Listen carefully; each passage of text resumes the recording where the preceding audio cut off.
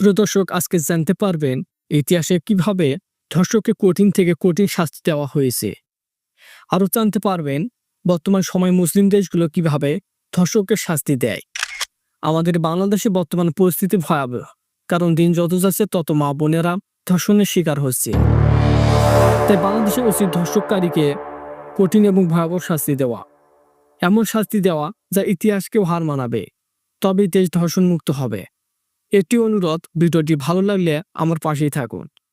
যাই হোক, আজকে আপনার জানা উচিত কিভাবে ইতিহাস এবং মুসলিম দেশগুলো ধর্ষককে কঠিন থেকে কঠিন শাস্তি দিয়ে থাকে। ইতিহাসে চীনে ভয়াবহ শাস্তি দিত।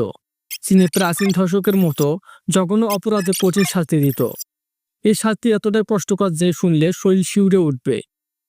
তখনকার সময়ে অপরাধীকে শুয়ে হাত পা বেঁধে ধীরে ধীরে অপরাধীর শরীরকে টুকরো টুকরো করে কাটা হতো জীবন্ত অবস্থায়, যাতে করে অপরাধী অনেক কষ্ট পেয়ে ধীর গতিতে মারা যায়।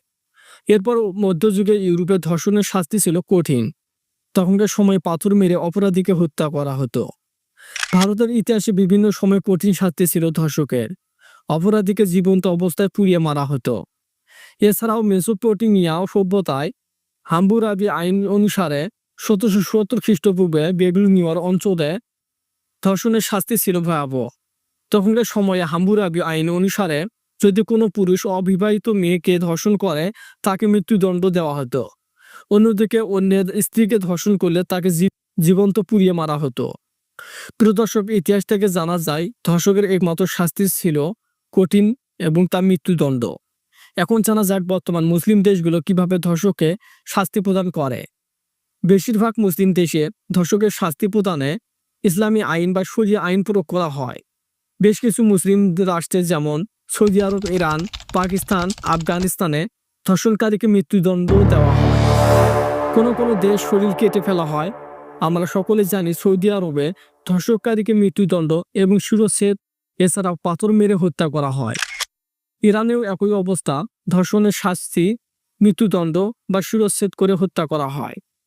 প্রিয় দর্শক, ইতিহাস এবং মুসলিম দেশগুলো বিভিন্ন মাধ্যমে ধর্ষণের শাস্তি দিয়ে থাকে।